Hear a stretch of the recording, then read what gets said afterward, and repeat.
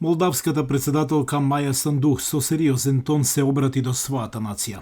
Владата на оваа мала земја смета дека Русија, една година по започнувањето на војна во Украина, има план да изнуди насилна промена на власта.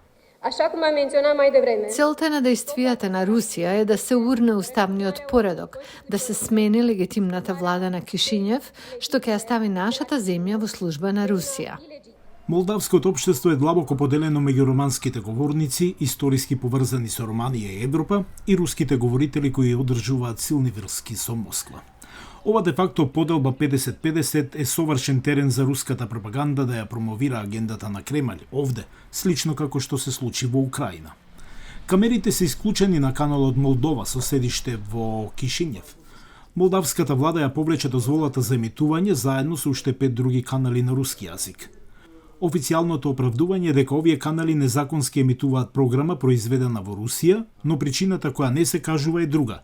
Тие се обвинети дека се рака на Кремљ во Молдавија. Вработените во каналот ја критикуваат одлуката и велат дека таа остава голем дел од населението без содржина, што е невозможно да се создаде во Молдавија поради недостаток на приходи од реклами. Да, ретранслируют контент. Содржината од Русија што емитуваме е традиционална за многу молдавски гледачи. Има многу луѓе овде што зборуваат руски, навистина им се допаѓаат овие програми што е невозможно да се продуцираат овде.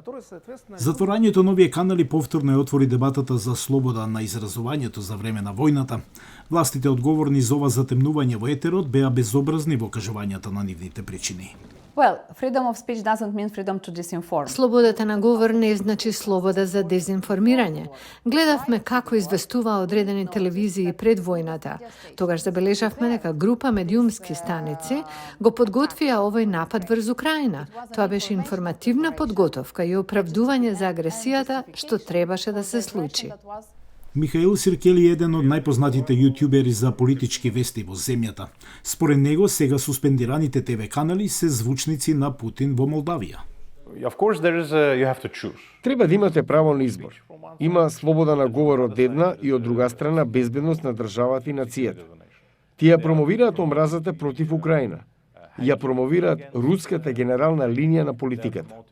Други веруваат дека суспензијата на овие канали на руски јазик е напад против слободата на медиумите. Тоа е ставот на телевизијата ГРТ, канал во јужниот регион на Гагаузија, што се емитува на руски, романски и гагаузски, кој е локален јазик. Тешко е да се каже дека ова е слобода на говор кога одредени луѓе на власт се обидуваат преку своето влијание да притиснат или диктираат нешто. Затоа мислам дека нема слобода на говор.